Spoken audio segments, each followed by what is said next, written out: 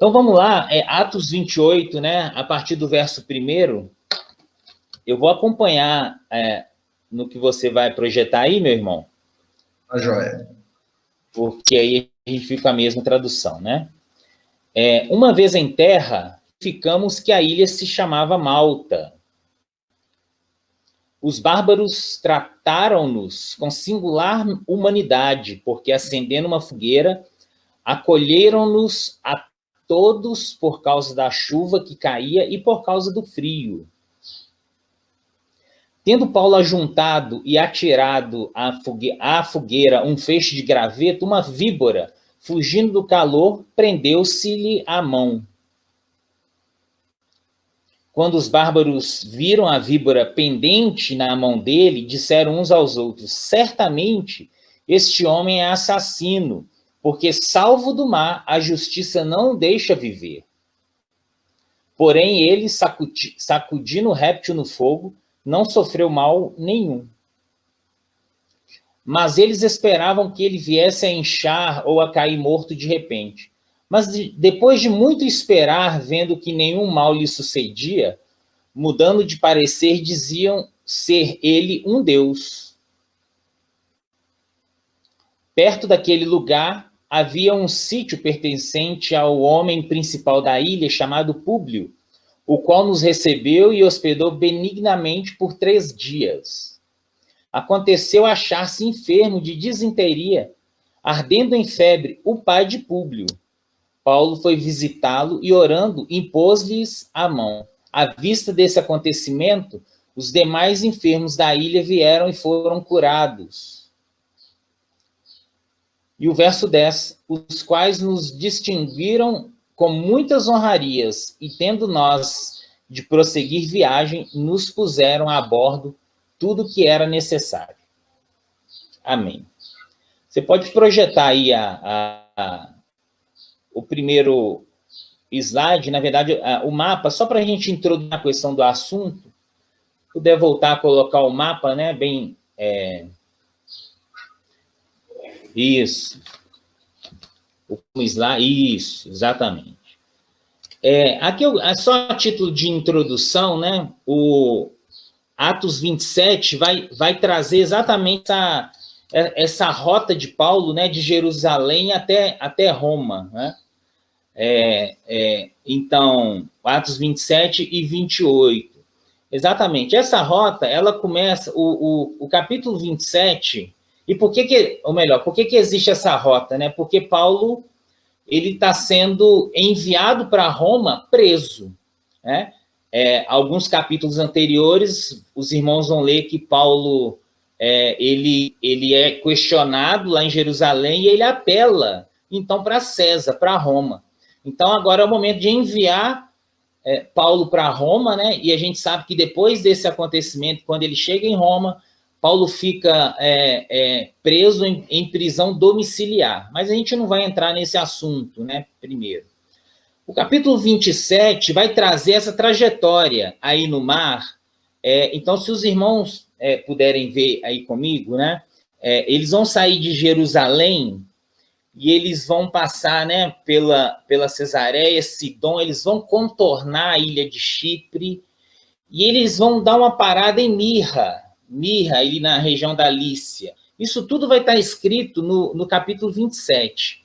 Depois eles pegam viagem no outro dia, né, e continuam, passam por Quinido, né, e vai descendo até o porto de Creta. Ali eles vão para uma parada, eu vou só voltar um pouco. Ali em Mirra, eles mudam de navio, né? Então, em Mirra, eles estão no navio que trouxeram de Jerusalém, mas em Mirra eles mudam de navio, pegam um navio que vai direto para a Itália, direto para Roma, né? E ali eles colocam todos os prisioneiros ali junto nesse navio. Então, a rota vai continuar em Creta, né? Eles vão passar um dia em Creta, porque o tempo estava extremamente difícil ali. E a intenção, então, dessa embarcação é subir, pegar essa costa e subir direto para a Itália. Itália é aquela bota, né? Conhece geografia? No seminário nós temos uma uma matéria chamada Panorama Bíblico, que a gente trata dos mapas bíblicos, né? E essa bota aqui em cima do lado esquerdo superior é a Itália. Então, a ideia era seguir direto ali. Mas quando você pega a Bíblia e lê no versículo 20 do verso 27, eu vou ler aqui, vai dizer assim: o sol e as estrelas não apareceram durante muitos dias. Como ainda continuávamos sendo atingidos por uma grande tempestade, acabamos perdendo toda a esperança de sermos salvos. Então, a partir desse momento que eles saem de Creta, eles estão sem rumo, sem direção. E foi aí nesse momento, né? Aí vai ter uma certa rota. Eu não sei, eu acho que esse tá ainda no versículo 10 aqui, meu irmão Elcio, se você puder tirar, porque eu acho que está sobre a tela. Isso.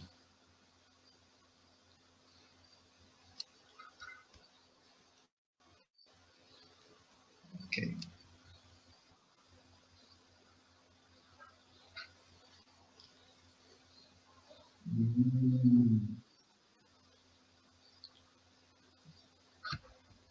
Só isso.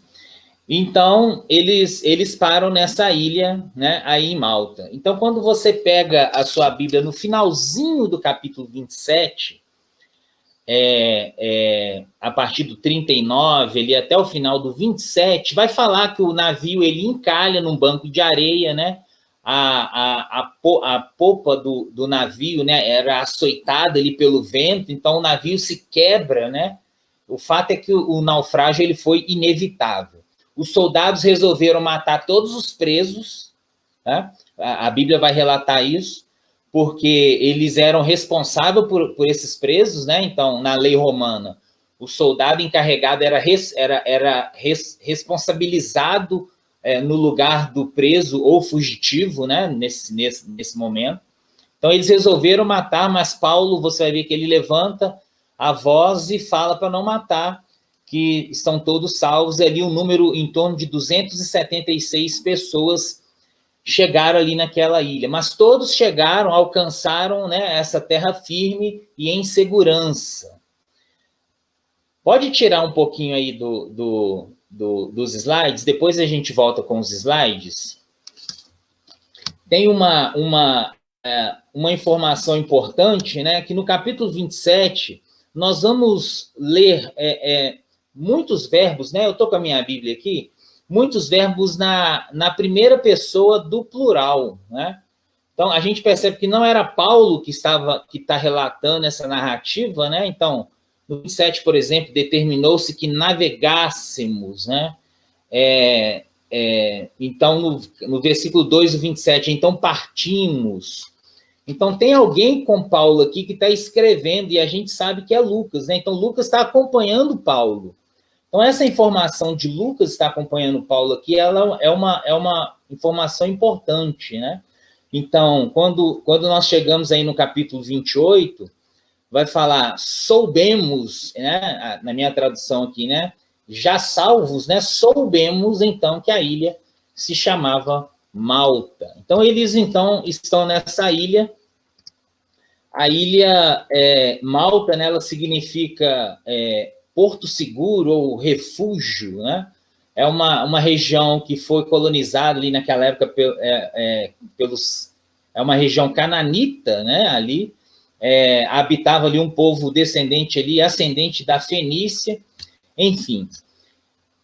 Então eles desembarcam, então eles chegam nessa ilha e algumas coisas interessantes no texto aqui nos chamam a atenção.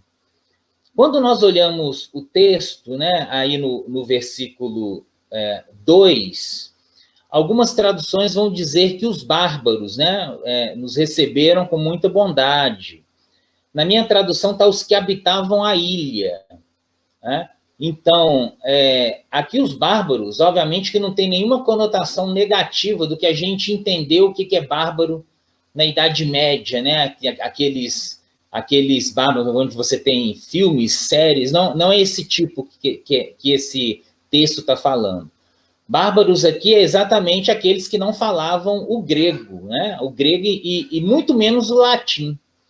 Então, aquelas pessoas que desconheciam, né, a língua grega e latim, eles eram chamados de bárbaros. Eles não eram chamados de bárbaros por ser agressivos, como a gente conhece muito a questão da Idade Média.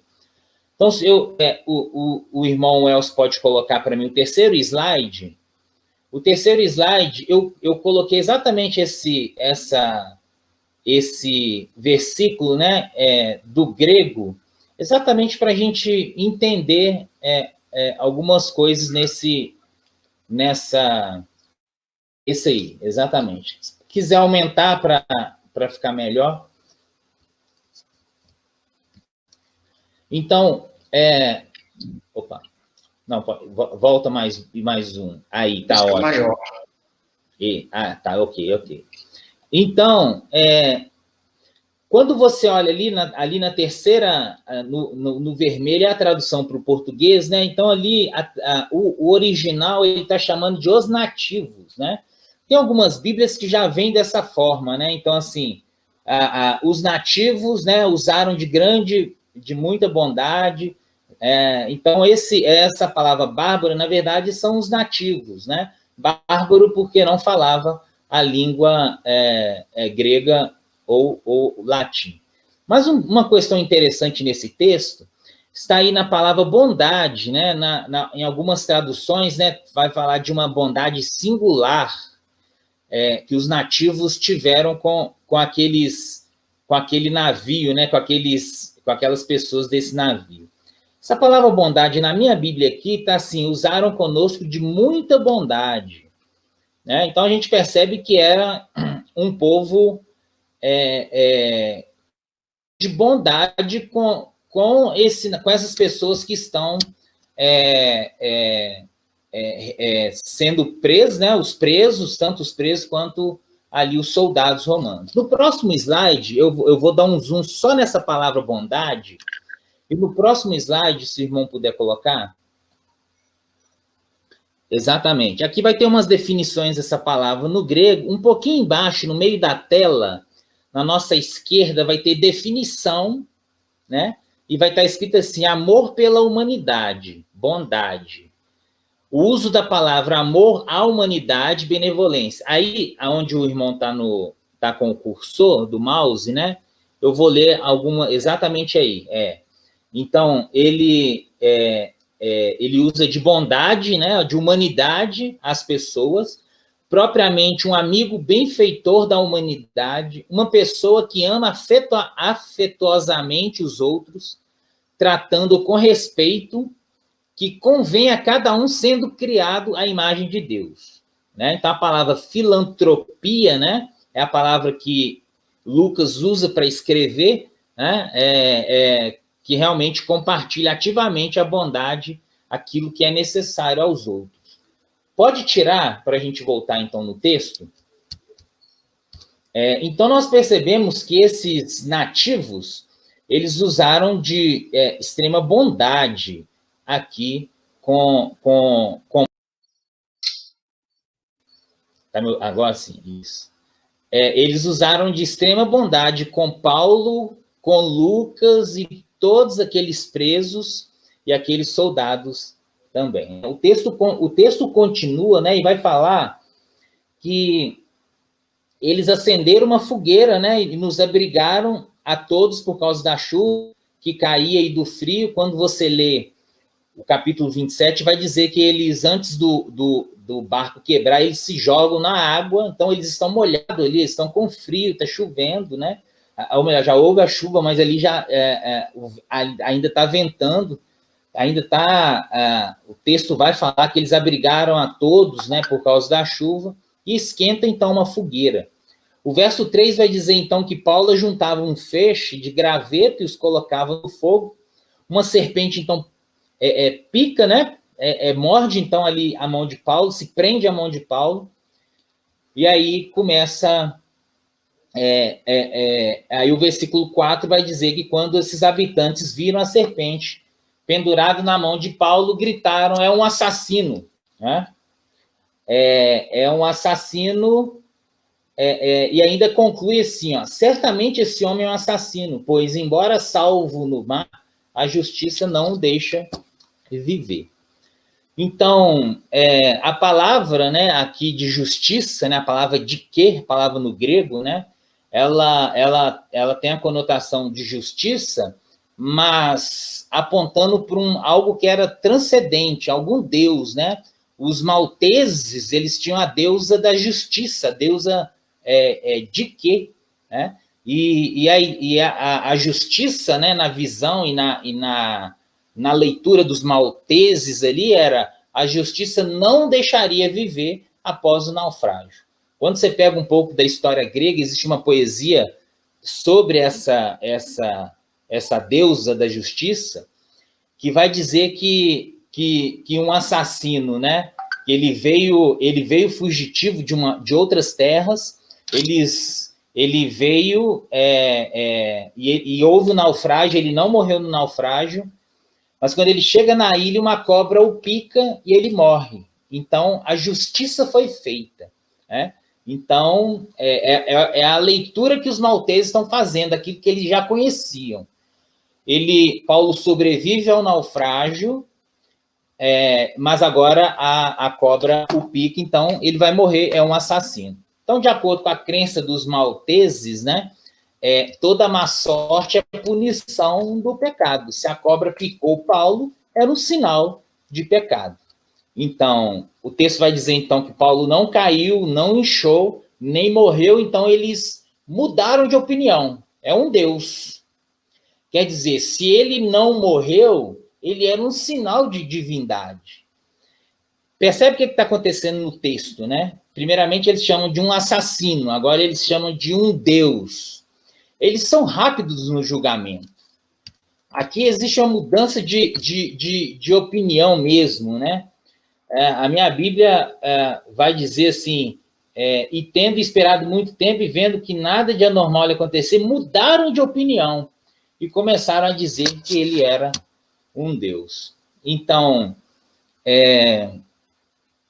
quando nós pegamos a Bíblia, né, em Atos 14, vai trazer Paulo em Listra, e Paulo ele cura um paralítico, e Paulo ele é chamado de Deus. Mas depois eles mudam, né, a opinião e apedrejam Paulo. E aqui em Malta está acontecendo a mesma coisa, uma mudança de opinião. Ele é um assassino. Agora ele é Deus, né? Então, existe um julgamento rápido aqui. Os malteses, eles eram prontos para esse julgamento. A visão, na leitura dos malteses eram, né? O bem promove o bem, o mal promove o mal. Aquele sentido da meritocracia, quando a gente lê, então, Jó, né? Os amigos de Jó, olha, Jó, você está nessa situação porque você está em pecado. Quer dizer, o pecado te traz essa maldade que está acontecendo na sua vida. E parece que esse é um sentimento, né? A gente tentando aplicar para os nossos dias, que hoje acontece nos nossos dias, né? Muitas vezes a pessoa está doente, né? Então, alguém pode dizer assim, deve estar em pecado, né? Então, muitos vivem esse tipo de teologia, né? Então, existe algum problema? Vamos levar lá para o culto de libertação, né? Então, tem essa teologia distorcida no nosso meio ainda hoje, né? Essa questão de julgar por causa da meritocracia. Mas o que salta aos olhos nesse primeiro momento é que nós falamos que esse povo era bondoso, e Lucas vai escrever a palavra filantropia, e tem tudo a ver. Esse povo, ele acolhe, mas julgam. Eles ajudam, mas julgam, né? Quer dizer, o ato de acolhimento daquele povo versus a rapidez que esse povo tem de julgar. Eles não conheciam Paulo e já julgaram como assassino, né? O ato de acolhimento não revelava o que os malteses realmente tinham no coração. Então, apesar de toda a acolhida daqueles nativos, eles julgavam Paulo de maneira equivocada, né? Eles ajudam, mas eles são rápidos nesse julgamento. Quem sabe somos assim também, né? Nós comportamos religiosamente bem dentro da igreja, mas dependendo do que uma outra pessoa fez, nós colocamos um X e dizemos que não serve, né? Nós somos rápidos a formar um juízo, isso é natural do coração do homem, né? Fez algo errado, então não presta, né? Então, nós queremos meter fogo logo, né? Então, nós vemos nosso cenário político e muitos, às vezes, crentes, né, cristãos, até proferir palavras de maldição a pessoas, né? Então, fez alguma coisa mal, então tem que morrer. Né? Então, é o que está acontecendo aqui. Então, a teologia saudável, né, que a gente precisa buscar, é não construir, na verdade, essa teologia em cima de circunstâncias. Né? Se o momento está mal, é porque está em pecado. Não é esse tipo de teologia que a gente precisa se apegar. E nem entrar dentro de uma teologia de julgamento. A teologia saudável não é uma teologia que faz um juízo superficial da pessoa. Nós precisamos olhar para as pessoas como Cristo olhou, né? Olhar para a pessoa, um olhar de quem acredita na restauração do outro. Não é um olhar de julgamento. Jesus não nos ensinou isso. A minha pergunta é, se Jesus julgasse, né, cada um de nós, segundo a nossa performance, você que está nos ouvindo aí, se Jesus for te julgar a partir daquilo que você tem feito, né? Provavelmente aqui nós estaríamos perdidos, né? Então, você tem sido alvo, né, realmente de um olhar bondoso de Jesus. Nós precisamos desse olhar, nós precisamos olhar para as pessoas com esse tipo de olhar na sua integralidade. Não usar de bondade parcial, mas realmente temos que ter um coração bondoso na sua integralidade. Então, pode ser que muitos aqui que estão ouvindo, né, estão passando por situação difícil, né, tem sido alvo de olhares maldosos de pessoas, mas eu quero te dizer, Jesus te olha de uma forma diferente. Então, nesse primeiro momento, nós temos um contraponto aqui. O contraponto é, eles ajudam, mas eles julgam, são rápidos no julgamento. O texto continuando vai dizer que o verso 7, né, e o verso 8, vai dizer que nos arredores daquele lugar havia umas terras, né? Nosso irmão colocou aqui o 7, perto daquele lugar havia um sítio pertencente a um homem principal da ilha chamado Públio, qual nos recebeu e hospedou benignamente por 3 dias. Volta para mim novamente no 4º slide, meu irmão, e nós vamos ver essa palavra benignamente aí bem.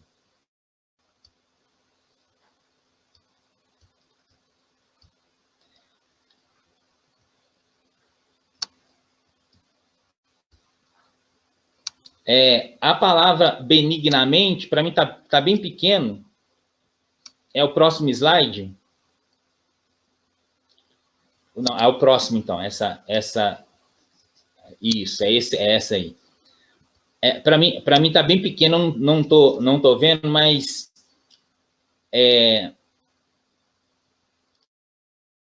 eu posso falar. Essa palavra, isso, agora sim. A palavra benignamente, ela vem da mesmo radical lá do início do texto, né? Isso. Tem uma definição diferente, a definição é de gentileza, né? Ele foi gentil, né? Esse dono dessa terra viu, pode tirar o slide. O dono dessa terra, ele recebeu e hospedou com bondade. Né? Então, essa palavra filopronos, né? Ele recebeu gentilmente, com amizade, por 3 dias. Públio convida, né? Públio convida, né? A palavra vai dizer que ele mesmo convida. Né? Ele traz Paulo e Lucas, né, para perto e vai ser abençoado. E aqui não tem nenhum tipo de julgamento, tem um convite, tem uma hospitalidade. Né? Eu vou abordar o Públio primeiro, né? O Públio, ele nos ensina algumas coisas, nos ensina a fazer algumas alianças, né? Alianças com quem não, com quem realmente está sendo relevante no reino. Então, é esse tipo de aliança que nós precisamos fazer, aliança com quem é relevante no reino. Então, nós precisamos fazer aliança com quem acredita, né? Percebe que muitas vezes ao nosso redor tem muitas pessoas, hoje tem uma palavra muito usada, né? Que são as pessoas tóxicas, que só falam mal, que só colocam para baixo, né? Pessoas que não se associam. Gente que está esperando para ver o que vai dar, se vai dar certo, se é isso mesmo, se a igreja é séria mesmo, se aquilo vai para frente, né? E aí, posso falar, né, até mesmo da questão da live, né? Vamos ver se isso dá certo mesmo, né? Muita gente que não acredita nesse primeiro momento. Então, nós precisamos fazer uma aliança realmente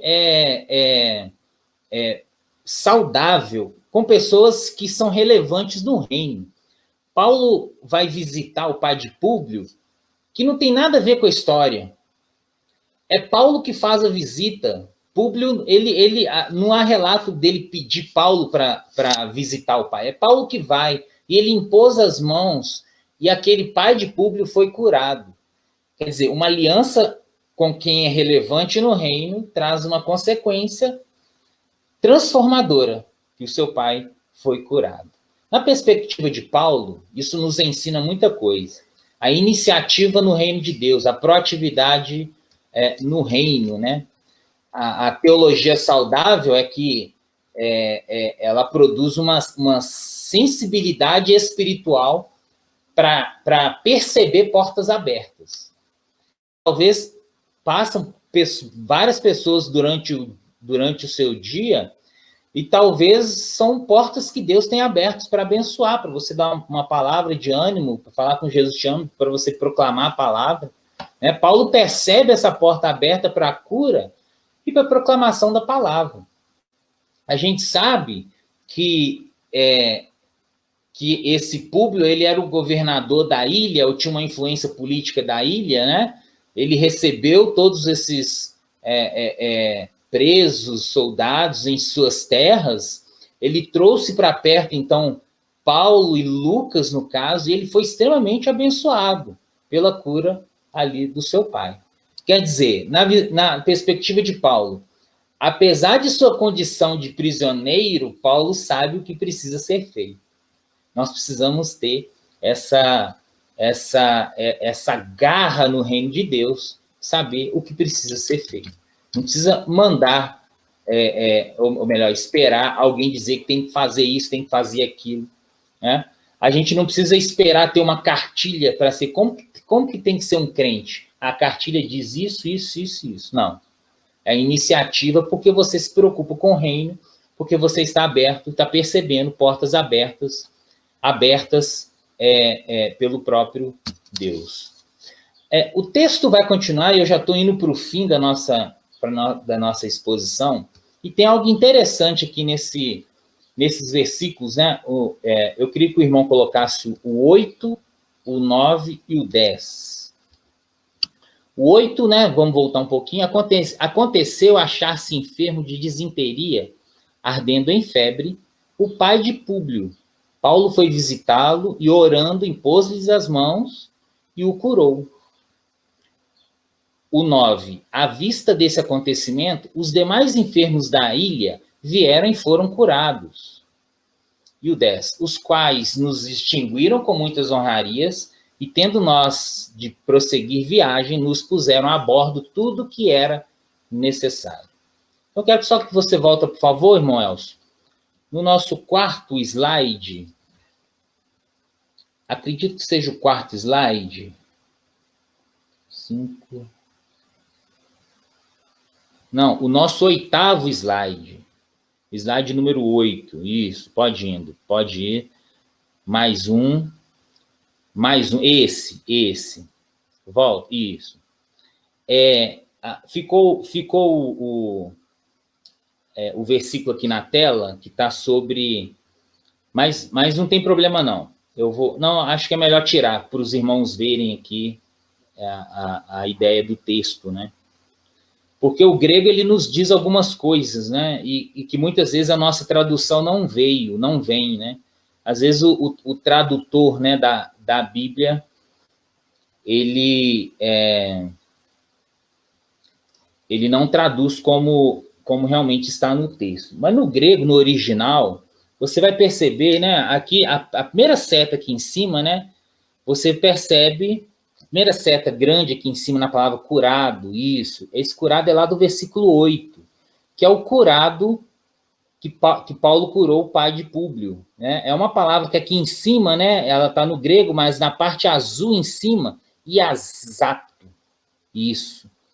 E Lucas escreve aqui embaixo, né, que ó, foram curados, na seta lá embaixo, foram curados. Ele escreve uma outra palavra, que não é iasato, ele escreve heterapeuonto. Então, no próximo, então são duas palavras que na nossa Bíblia tá a mesma tradução, tá curados. Né? Então, vai para o próximo slide. A palavra no versículo 8 é iaomai, né? Então, aqui a definição no meio aí da tela, né? Para curar o uso. Eu curo geralmente do físico, às vezes do espiritual, doenças. Um exemplo clássico dessa palavra, né? Por exemplo, está em Isaías 53, que vai falar de cura particularmente como sobrenatural e trazendo atenção para o próprio Senhor como grande médico, né?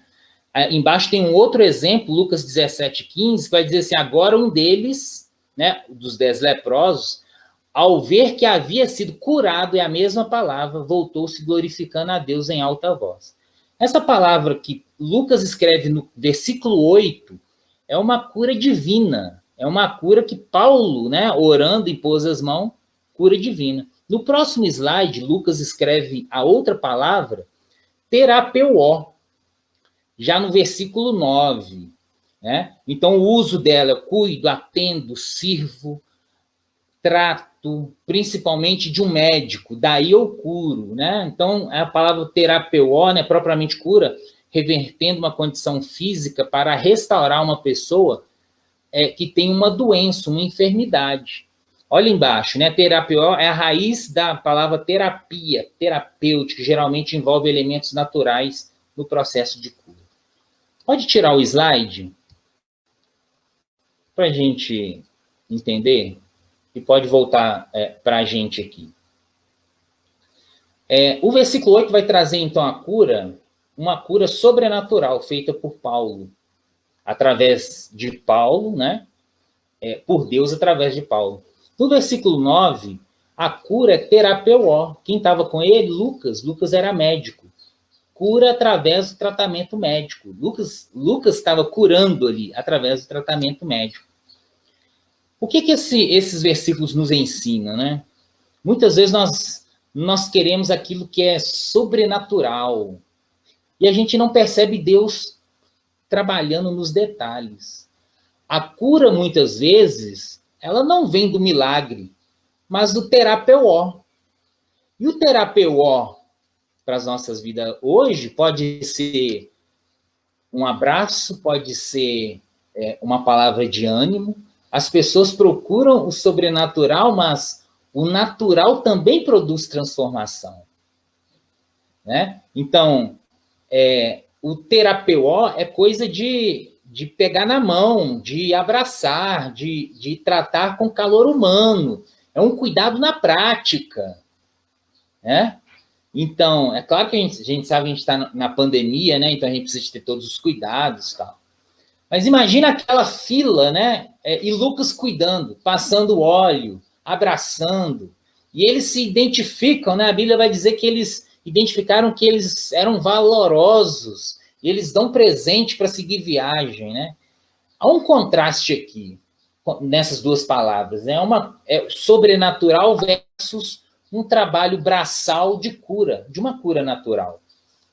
Lucas é um exemplo de passar remédio, de limpar feridas. Ele está sendo tão milagroso quanto Paulo. Sim ou não? Ele está abençoando de maneira prática ali as pessoas.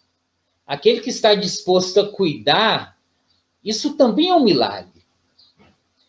Então, muitas vezes nós temos um discurso assim, olha, Deus vai te curar.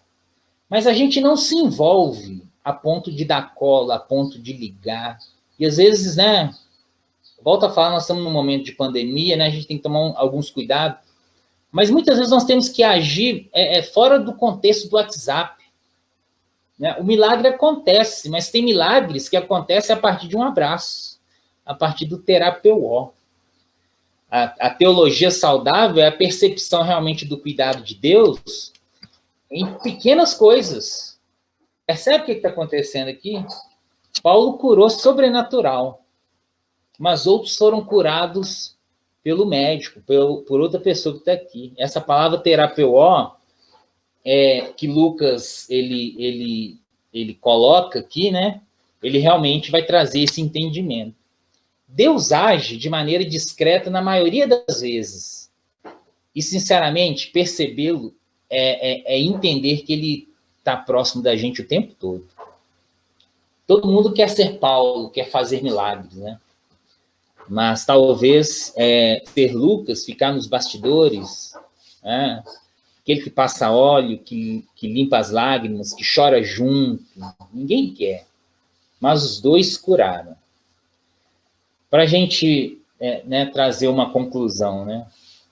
A nossa vida cristã, ela não pode ser uma vida parcial de bondade, onde você tem uma caminhada religiosamente, mas é julgador, você julga. E às vezes julgamos muito a roupa, julgamos o carro, julgamos a casa, né? Às vezes nós colocamos nesse pedestal de julgamento. E a gente não deve ser assim. Devemos ser hospitaleiros, mas precisamos realmente estar atento a que Deus está querendo fazer e ser ativo no reino. E também, para a vida cristã, existe a questão do cuidado. Deus não olha para a gente destacando na gente o mal que existe em nós. Ele simplesmente nos ama e quer nos curar. Precisamos buscar ter uma pureza de coração na sua integralidade, né? Fazendo alianças saudáveis, que são relevantes para o reino. E nós precisamos realmente estar dispostos a operar milagres nos cuidados do dia a dia. É uma ótima mensagem para um Natal também, né? Cuidar de pessoas. A gente não vai buscar só a cura sobrenatural. Não, Deus trabalha dia a dia, nos detalhes. E perceber esses detalhes é perceber que Ele, Jesus, está próximo da gente. Eu termino essa exposição agradecendo, obviamente, né, a Deus, primeiramente, por essa oportunidade, e dizer que eu conheço alguns Lucas da minha vida, né? Eu conheço alguns Lucas que passaram na minha vida, e acredito que vocês, né, cada um de nós, olhando aí as pessoas que cuidou de você em tempos difíceis, né? Um Lucas que fez um milagre, né? Que houve uma transformação, sem ser no sobrenatural, cuidou ali no dia a dia. E talvez Deus está nos chamando para ser Lucas, né? Realmente está ali exercendo esse terapeuó.